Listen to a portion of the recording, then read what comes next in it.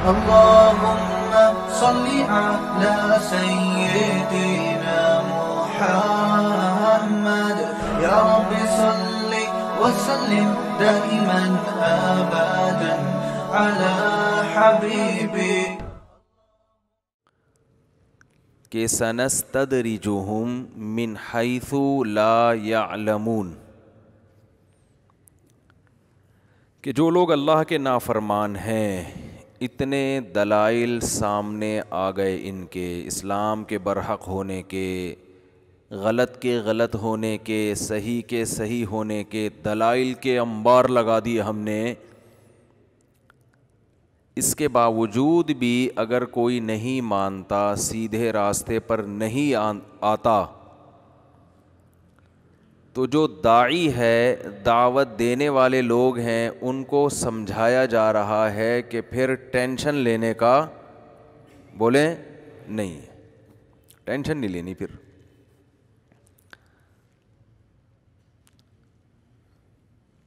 اے اللہ tension ہم نہیں لیتے، ٹھیک ہے، ہمارا کام تو سیدھی بات سمجھانا ہے، پھر بھی یہ نہیں سمجھ رہے، ہم ٹینشن نہیں لیتے، لیکن تو بھی تو کچھ کرنا، تو ان کو سزا دے،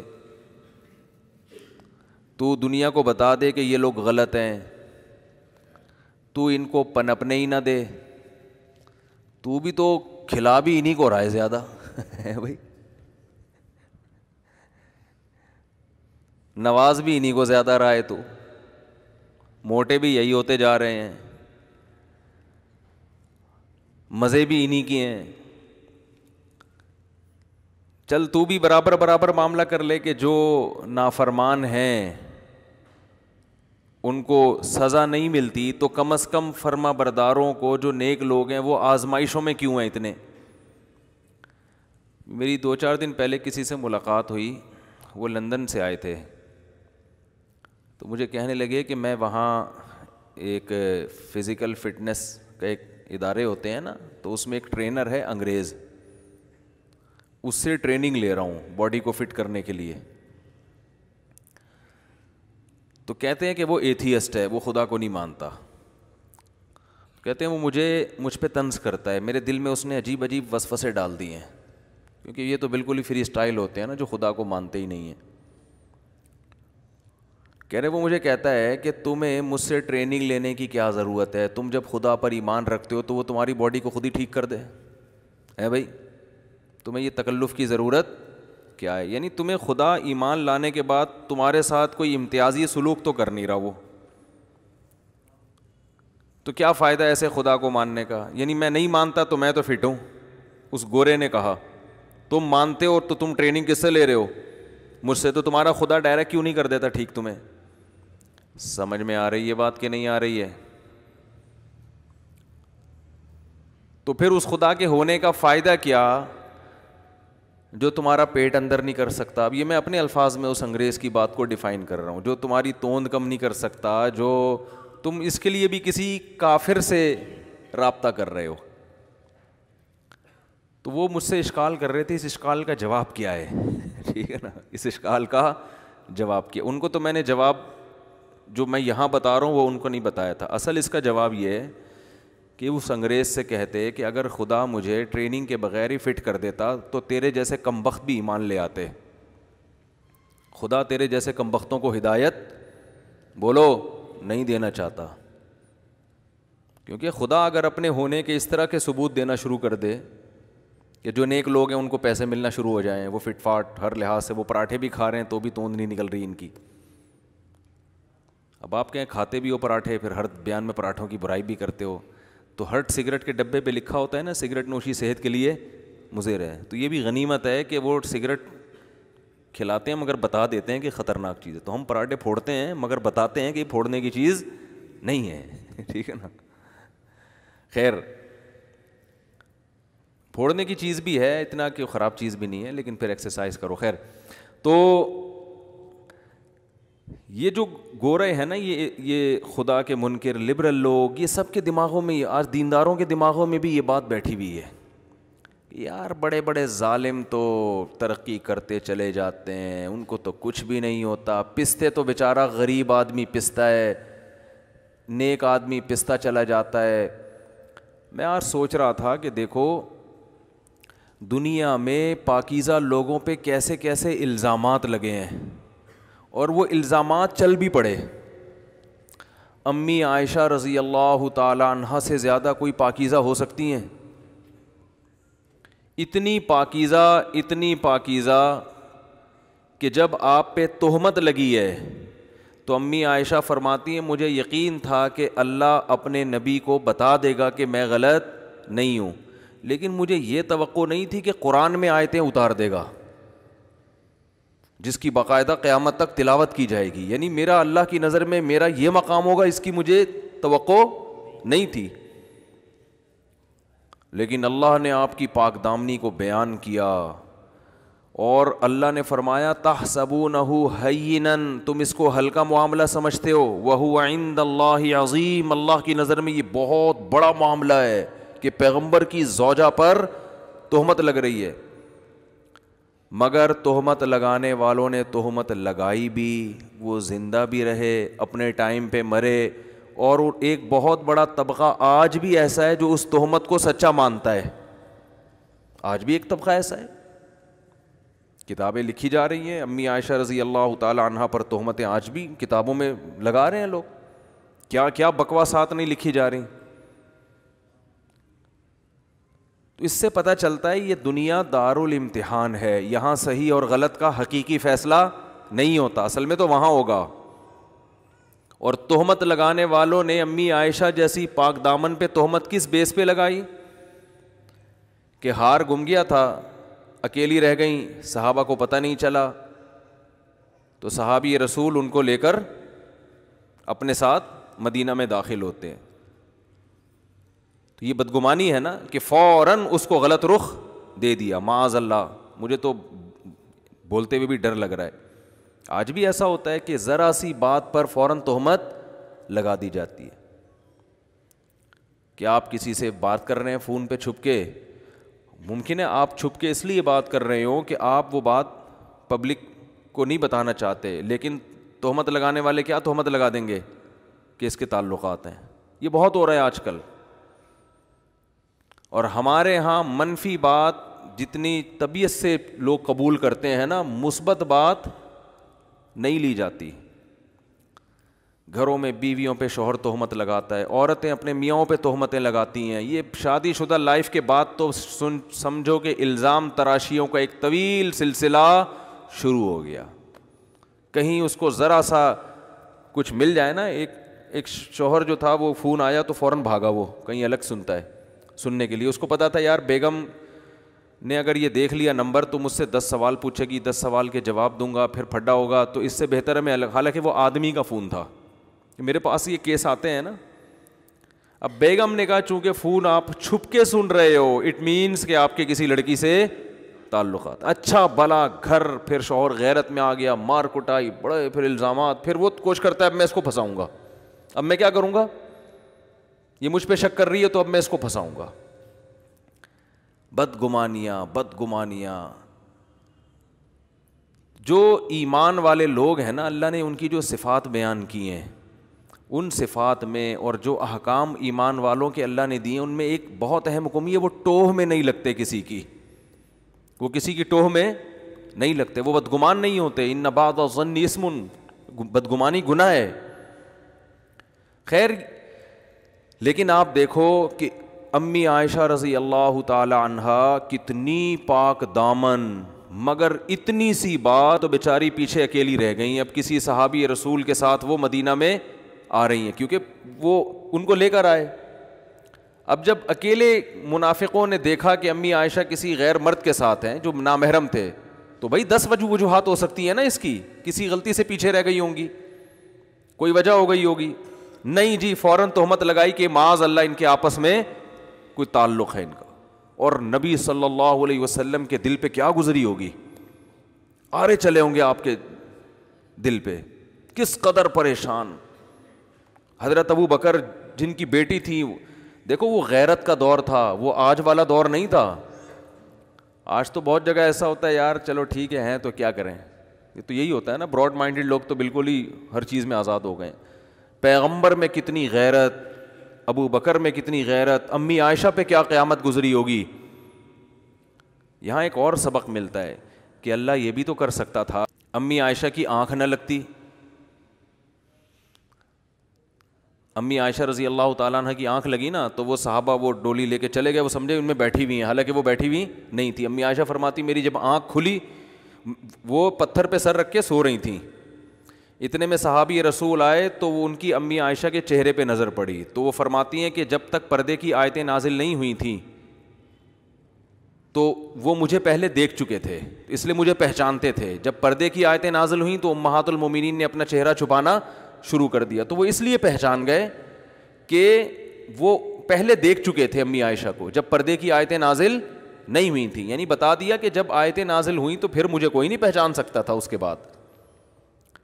تو فرماتی ہیں انہوں نے انا للہ و انا الیہ راجعون پڑھا اور وہ سمجھ گئے کہ یہ غلطی سے. فرماتی ہے ان کی انا للہ و انا الیہ راجعون پڑھنے کی وجہ سے میری آنکھ کھلی ہے ان کی آواز سے.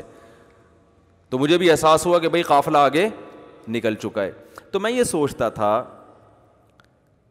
کہ اللہ تعالیٰ یہ بھی تو کر سکتے تھے کہ یہ واقعہ ہوتا ہی نہیں تاکہ کسی کو بدگمانی کا موقع ملتا ہی نہیں.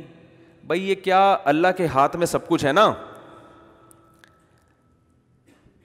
اسی سے ملتا جلتا ایک اور واقعہ دونوں کو مرج کر کے پھر بات سمجھ میں آئے گی جو سمجھانا چاہ رہا ہوں. موسیٰ علیہ السلام جب جوان ہوئے، جوانی کی دہلیز پہ قدم رکھا، فرعون کے محل میں پل کے بڑے ہوئے ہیں. ابھی نبوت نہیں ملی ہے، فرعون ویسے ہی آپ سے تنگ تھا، احساس تھا کہ یہ بنی اسرائیل کے ہیں، کوئی موقع ملنا چاہیے ان کو قتل کرنے کا، کوئی موقع نہیں مل رہا تھا اس کو. بھئی یہ ایکو ختم کریں، یہ لاؤڈ سپیکر کو سیٹنگ کے لیے یہاں بیٹھا ہوا ہونا چاہیے بندہ، اتنی آواز گونج رہی ہے اس کی.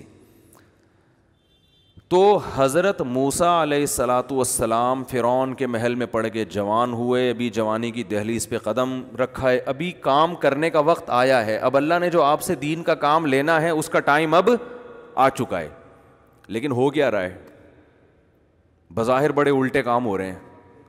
ہو یہ رہا ہے کہ حضرت موسیٰ علیہ السلام مدینہ شہر میں جب نکلتے ہیں مصر میں تو دیکھا کہ ایک فرعونی کی لڑائی ہو رہی ہے بنی اسرائیلی کے ساتھ. دونوں کا آپس میں کیا ہو رہا ہے؟ بولو نا یار، پھڈا ہو رہا ہے. حضرت موسیٰ علیہ السلام نے پھڈا چھڑوانے کے لیے دیکھا کہ یہ میری قوم کا آدمی ہے اور یہ فرعونی آدمی ہے، تو پھڈا چھڑوانے کے لیے ایک مکہ لگایا فرعونی کو، کیونکہ ظالم تھا وہ. آپ کی نیت قتل کرنے کی نہیں تھی مگر بندہ لڑک گیا.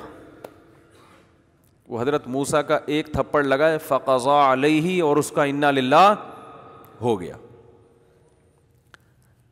اب موسیٰ علیہ السلام پریشان، یہ کیا ہو گیا؟ اب دیکھیں بظاہر کام صحیح ہونے کے بجائے کیا ہو رہے ہیں؟ الٹے ہو رہے ہیں کام. بھائی اب تو نبوت ملنی ہے، اب تو اللہ نے آپ سے کام لینا ہے، اب تو کوئی ایسا واقعہ ہونا ہی نہیں چاہیے جس سے آپ موسٹ وانٹیڈ بن جائیں.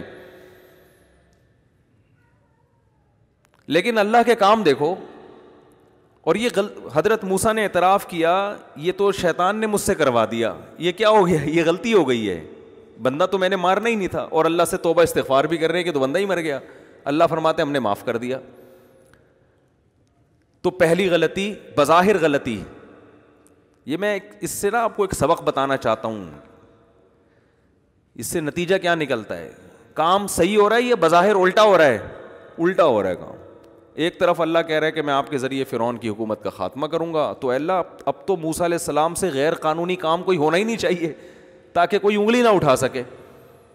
چلو یہ ہو گیا، بندہ مر گیا. حضرت موسیٰ علیہ السلام پریشان ہوئے کہ یہ ہو گیا غلط کام، توبہ استغفار کرو. اللہ نے کہا میں نے معاف کیا.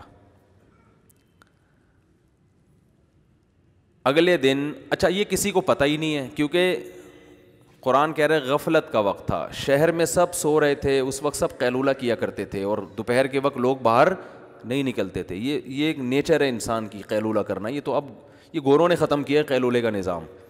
گورے خود اعتراف کرتے ہیں کہ جب تک اسلامی حکومتیں دنیا میں رہی ہیں نا پوری دنیا میں دوپہر کھانے کے بعد سونے کا رواج تھا. یہ گوروں نے اپنی کتابوں میں لکھا ہے. یہ تو غیر مسلموں سے ہمارے ہاں آیا ہے کہ دوپہر آرام نہیں کرنا، سارا دن جاگ کے گدھے کی طرح کام کرنا ہے ہم نے. تو اب کیا ہوا کہ اگلے دن موسیٰ علیہ الصلوۃ والسلام نکلے, کسی کو نہیں پتا تھا, بنی اسرائیلی نے بھی کسی کو نہیں بتایا کہ بھائی کیا ضرورت ہے موسیٰ علیہ السلام جو کل میری مدد کے لیے آئے تھے ان کا راز فاش کرنے کی کیا ضرورت. تو یہ بظاہر الٹا کام ہو گیا کہ ایک بندہ کیا ہو گیا, قتل. آگے چلو اس سے بھی الٹا کام ہو رہا ہے اگلے دن, بظاہر الٹا کام. اگلے دن کیا ہو رہا ہے کہ موسیٰ علیہ السلام نے دیکھا وہ اپنی قوم کا جو بنی اسرائیلی ہے کل دوبارہ پھڈا ہو رہا ہے اس کا کسی اور فرعونی سے. موسیٰ علیہ السلام نے اس کو فرمایا انک لغوی مبین, تیرا تو کام ہی لڑنا ہے, کل کسی سے لڑ رہا تھا آج کسی اور سے. صرف اتنی سی تنبیہ کی اپنے بنی اسرائیلی کو, نیت یہی تھی کہ آج بھی میں فرعونی کو پکڑوں گا کیونکہ وہ ظلم کر رہا ہے, وہ ظالم تھے فرعونی نے نا, ہر وقت بنی اسرائیلیوں کو تنگ کرتے تھے, تو میں لڑائی چھڑواؤں گا لیکن آج پنچ ذرا ہلکا رکھوں گا, ٹھیک ہے نا, کل کا تجربہ ہے.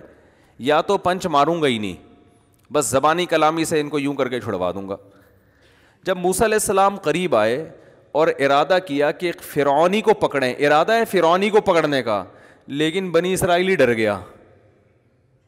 اس نے کہا کہ انہوں نے مجھے تانا دیا ہے کہ تو ہے ہی لڑاکو, تیرا کام ہی لڑنا ہے, تو اس کا مطلب آج پنچ کس کو پڑے گا آج جو مکہ پڑے گا وہ کس کو, مجھ کو. اور اس نے کہا یار کل ایک مکے سے وہ بندہ ٹہل گیا, تو اگر ان کا تو تھوڑا سا تھپڑ بھی پڑ گیا, ٹہلا نہیں بھی, تو کوئی نہ کوئی نٹ بولٹ میرا ڈھیلا ہو جائے گا, کہیں نہ کہیں سے میری سیٹنگ, کوئی ریڑھ کی ہڈی کی پرابلم ہو سکتی ہے ہمیشہ کے لیے, یا کوئی دانت غائب ہو سکتا ہے میرا, کچھ تو ہوگا نا, کتنی بھی احتیاط کر لیں. تو اس نے بے صبری کا مظاہرہ کیا, اپنی قوم کا آدمی بے صبری کا مظاہرہ کیا. تو چل بھائی تو بے صبری کا مظاہرہ کرتے ہوئے چیخ لیتا کہ موسیٰ مجھے نہیں مارو میں بھاگ رہا ہوں, یہ کہہ دیتا نا, یا میں چھوڑ رہا ہوں بس. نہیں, لا, ایسا نالائق کہ اس نے فوراً کہا اتريد ان تقتلني كما قتلت نفسا بالامس, اے موسیٰ کیا تو چاہتا ہے کہ جیسے تو نے کل ایک بندہ کو قتل کیا ہے تو مجھے اسی طرح قتل کرنا چاہتا ہے. یہ بات اس نے کہی اور بات لیک آؤٹ ہو گئی. فرعون تو پہلے ہی تلاش کر رہا تھا, کل جو ہمارے کسی درباری کی لاش ملی ہے جس کے قاتل کا نہیں پتہ چل رہا, وہ تو اس نے لوگ بھیجے ہوئے تھے بھائی اس کے قاتل کا پتہ چلاؤ. اور کتنی بڑی غلطی بنی اسرائیلی سے ہوئی کہ اس نے قاتل کا پتہ, قاتل بتا دی کہ موسیٰ علیہ السلام تھے. اس نے فوراً چیخ اٹھا کہ اے موسیٰ آج تو مجھے ایسے قتل کرنا چاہتا ہے جیسے کل تو نے ایک بندے کو قتل کیا ہے. یہ کتنی بڑی غلطی ہوئی کہ نہیں ہوئی؟ تو کیا اللہ یہ غلطی روک نہیں سکتا تھا؟ بولتے کیوں نہیں بھائی, اللہ تو چاہتا تو یہ پھڈا نہ ہونے دیتا. اللہ کہتا میں نے موسیٰ کلیم اللہ کو اپنے لیے رکھا ہوا ہے, ان سے میں نے کام لینا ہے, ان کو ان پھڈوں میں نہیں ڈالنا میں نے ابھی, اس میں تو یہ مصیبت میں پڑ جائیں گے, ٹینشنوں میں آ جائیں گے, ان کے لیے آگے بڑی ٹینشنیں ہیں, تو یہ کیا ہے, یہ کسی اور کو لڑواؤ اس میں. نہ اللہ نے موسیٰ علیہ السلام سے پنچ بھی لگوایا, بندہ بھی انا للہ ہوا, توبہ استغفار بھی کروائی, معاف بھی کیا, اور پھر اگلے دن دوبارہ وہی پھڈا ہو رہا ہے. موسیٰ علیہ السلام جا رہے ہیں, موسیٰ علیہ السلام اس کا مار کسی اور کو رہے ہیں, جس کی مدد کے لیے جا رہے ہیں وہی کمبخت کیا کر رہا ہے, پکڑوا رہا ہے ان کو. تو اس سے پتہ چلتا ہے کہ بھائی آپ جو ہے نا, جو کام اللہ نے آپ کے ذمے لگائے اس میں لگے رہو, پھر حالات کو مت دیکھو کیا ہو رہے ہیں. جیسے بھی آڑے ترچھے حالات ہو رہے ہیں نا وہ آپ کے فیور میں ہو رہے ہیں. یہ سارے حالات حضرت موسیٰ کے فیور میں ہو رہے تھے. کیسے فیور میں ہو رہے تھے؟ یہ ایسے فیور میں ہو رہے تھے کہ اس بہانے حضرت موسیٰ کو مصر چھوڑنا پڑا, اور کہاں جانا پڑا؟ مدین, ورنہ اپنا ملک چھوڑنا آسان نہیں ہوتا. اب آسان ہو گیا کہ بھائی نہیں جاؤں گا تو قتل کر دیا جاؤں گا. اور اللہ حضرت موسیٰ علیہ السلام کو 10 سال کے لیے فرعون کی ٹینشن سے آزاد کرنا چاہتا تھا, آپ کی شادی کرانا چاہتا تھا کہ آپ یہاں سے جاؤ اور مدین میں جاؤ, وہاں نیک لوگ ہیں, ان کی نیک بیٹیاں ہیں, اچھے گھرانے میں آپ کی اس بہانے کیا ہو جائے گی, شادی ہو جائے گی آپ کی اس بہانے. 10 سال بکریاں چراؤ گے آپ, ورنہ کون جاتا ہے بھائی, بکریاں چرانے سے بھی آپ کی ٹریننگ ہوگی اور آپ کو ایک اچھا خاندان مل جائے گا. باقی یہ جو فرعون کا مسئلہ ہے یہ میں دیکھ لوں گا اس کو. اللہ حضرت موسیٰ کو بتا نہیں رہے, لیکن اللہ نے یہ فیصلے کیے ہوئے ہیں سارے. تو یہ غلطیوں پہ غلطیاں ہو رہی ہیں, لیکن یہ غلطیاں نہیں ہو رہی, یہ اصل میں یہ صحیح ہو رہا ہے سب کچھ. تو حضرت موسیٰ علیہ السلام جا رہے ہیں, پھر 10 سال کے بعد اپنی زوجہ کو لے کر واپس آ رہے ہیں. پھر اللہ نے نبوت عطا فرمائی اور فرمایا کہ جاؤ فرعون کے پاس. حضرت موسیٰ نے سب سے پہلے اشکال یہی کیا, میں نے تو نفس بندے کو قتل کیا, میں تو موسٹ وانٹیڈ ہوں, جس حکومت کا میں موسٹ وانٹیڈ ہوں اسی حکومت کے پاس اے اللہ تو مجھے کہہ رہا ہے اسی فرعون کے بہل میں جا کے میں بات چیت کروں اس سے. تو اللہ نے کیا فرمایا, اذهبا اننی معکما, آپ اور ہارون جاؤ, کلا ایسا نہیں ہو سکتا, فرعون آپ کا کچھ بھی نہیں بگاڑ سکتا, میں آپ دونوں کے ساتھ ہوں. تو اس سے بھائی یہ پتہ چلتا ہے, امی عائشہ رضی اللہ تعالیٰ عنہ کا بھی دیکھ لو کہ اللہ چاہتا تو نہ یہ آپ کی آنکھ لگتی, اللہ چاہتا تو نہ اس طرح سے کسی کو تہمت لگانے کا کوئی موقع ملتا, مگر یہ ہونے دیا. قیامت تک آنے والے انسانوں کو سبق, بہت سارے اسباق ملے اس واقعے میں. اللہ نے فرمایا تم اس کو اپنے حق میں غلط سمجھتے ہو, امی عائشہ کا جو واقعہ ہوا تھا, لیکن اللہ کی نظر میں یہ تمہارے لیے کیا ہے, بہتر ہے. اس سے منافقین تمہارے سامنے آ گئے, مخلص لوگ تمہارے سامنے آ گئے, اور ایک اصول سامنے آ گیا کہ جو نیگیٹو سوچ رکھنے والے لوگ ہیں وہ قافیے ملا کے, قرائن ملا کے اور صغرے کبرے ملا کر کسی پر کچھ بھی الزام لگا سکتے ہیں. وہ اس دنیا میں سب کچھ ہو سکتا ہے. یہ جو لوگ کہتے ہیں نا پاک دامن اور نیک لوگوں پہ الزام نہیں لگتے, یہ غلط ہے. بڑے بڑے پاکیزہ لوگوں پہ الزام لگتے بھی ہیں اور وہ الزام پنپتے بھی ہیں, چل بھی جاتے ہیں, لوگ ان کو برا سمجھنا بھی شروع کر دیتے ہیں, ایسا بھی ہوتا ہے. اور ہر ایک کی برات کا اللہ اعلان بھی نہیں کرتا. یہ تو امی عائشہ کی برات کا اللہ نے اعلان کیا, ہر ایک کی برات کا تھوڑی اعلان ہوگا. اصل تو آخرت ہے, قیامت ہے, جہاں اعلانات ہوں گے, جہاں پتہ چلے گا کہ یوم تبلی السرائر, جس دن سینوں کے راز کھولے جائیں گے. یہ تو آخرت میں پتہ چلے گا. تو اللہ کا معاملہ اپنے بندوں کے ساتھ ایسا ہے کہ ہمیں اللہ نے بتا دیا کہ تم جیسا میں کہہ رہا ہوں ویسا کرو, اور پھر زمین کے نقشوں کو مت دیکھو کہ حالات کس طرف جا رہے ہیں, صحیح ہو رہا ہے تمہارے حق میں, یہ غلط ہو رہا ہے. غلط ہونا بھی صحیح ہے, اور اگر اللہ کی مان کے نہیں چل رہے تو صحیح ہونا بھی کیا ہے, غلط ہے. وہ پھر صحیح بھی غلط. فرعون کے ساتھ سب کچھ صحیح ہو رہا تھا, فرعون کے ساتھ سب کچھ کیا ہو رہا تھا, بولو نا. فرعون کو اتنا خوش ہوا ہوگا جب پتہ چلا ہوگا یہ قاتل موسیٰ علیہ السلام ہے. فرعون نے کہا اب تو مجھے پکڑنے کا موقع مل گیا, میں تو چاہ رہا تھا کوئی کیس بنے ان کے اوپر. لیکن فرعون کو نہیں پتا تھا کہ یہ جو آج تو خوش ہو رہا ہے نا, یہ تیری خوشی بہت جلد اس کا مزہ کرکرا ہونے والا ہے. صحیح ہے. یہ اللہ موسیٰ علیہ السلام کو مصر سے نکالنا چاہتے ہیں, اور نکال کے پیغمبر بنا کے یہاں لے کر آئیں گے. نکلنے کا اور بظاہر کوئی سبب نہیں تھا. اللہ نے زمین کو اسباب کے ساتھ جوڑا ہوا ہے نا, دنیا کو کوئی نہ کوئی سبب ہوتا ہے کسی چیز کا, تو کام آگے اس پر ہوتے ہیں. تو میں وہ جو واقعہ بتا رہا تھا نا کہ ان کے جو انگریز ٹرینر نے کہا کہ خدا, اگر تم خدا پر ایمان رکھتے ہو تو مسلمان اتنے نیک ہو تو تم مجھ سے ٹریننگ کیوں لے رہے ہو, اللہ سے دعا مانگو, وہ تمہیں اتنے پراٹھوں کے بغیر ہی, پراٹھوں سے پرہیز کے بغیر ہی کیا کر دے گا, بالکل سیٹنگ پہ تمہاری باڈی کو لے آئے گا. تو میں نے کہا, میں نے ان کو جواب نہیں دیا کہ وہ ویسے ہی ناراض ہو جاتے. میں نے کہا اصل آپ کو بتا رہا ہوں, اصل جواب یہ ہے کہ اس انگریز کو جواب یہ دینا چاہیے تھا کہ اللہ نے مجھے بغیر ٹریننگ کے اور تیرے جیسے کمبخت کا استاذ مجھے اس لیے بنایا ہے, ٹھیک ہے نا, کہ اگر بغیر سبب کہ اللہ اپنے پر ایمان لانے سے ہی ساری چیزیں ٹھیک کر دیتا تو تیرے جیسے کمبخت لوگ بھی ایمان لے آتے. اللہ نہیں چاہتا کہ تمہارے جیسے کمبخت لوگ ایمان لائیں, ایمان وہ لائیں جو کھوپڑی بولو استعمال کرتے ہیں. کیونکہ اگر دنیا میں ایسا ہونے لگتا, ادھر آپ نے نیکی شروع کی, آپ اچھے بن گئے اور آپ کے سارے حالات ٹھیک ہونا, تو کون غیر مسلم پھر غیر مسلم رہے گا, وہ تو سارے مسلمان ہو جائیں گے. تو نہ صرف یہ کہ بعض دفعہ حالات ٹھیک نہیں ہوتے, بلکہ جو نافرمان ہوتے ہیں ان کے حالات بظاہر اور اچھے ہونا شروع ہو جاتے ہیں. بظاہر اس لیے کہہ رہا ہوں, اس میں حقیقت میں برکت نہیں ہوتی ہے, لیکن بظاہر وہ اور پنپنا شروع کرتے ہیں اور خوشیاں ملتی ہیں ان کو. تو اسی کو اللہ نے سورہ قلم میں فرمایا سنستدرجہم, کہ دعوت دینے والے کو جب وہ دعوت دے, حق کا پرچار کر رہا ہو, لوگ نہیں مان رہے ہوں, پھر بھی پنپتے چلے جا رہے ہیں, عیاشی ہوتی چلی جا رہی ہے, تو اللہ فرماتے ہیں ان کو مجھے اکیلا چھوڑ دو. سنستدرجہم, میں ان کو مہلت دوں گا, ان کو نعمتیں دوں گا, من حیث لا یعلمون, ان کو پتہ بھی نہیں چلے گا کہ یہ ہو ہمارے ساتھ کیا رہا ہے. من حیث لا یعلمون کا یہ مطلب, ان کو پتہ ہی نہیں چلے گا کہ ہو کیا رہا ہے ہمارے ساتھ, یہ خوش ہوں گے. مفتی طارق مسعود صاحب کے بیانات سننے کے لیے youtube.com/مفتی طارق مسعود کو سبسکرائب کریں और अगर आप लाइव वीडियो को कभी भी मिस नहीं करना चाहते हैं तो सब्सक्राइब करने के बाद बेल आइकन पे क्लिक करना मत भूलें। जज़ाकल्लाह।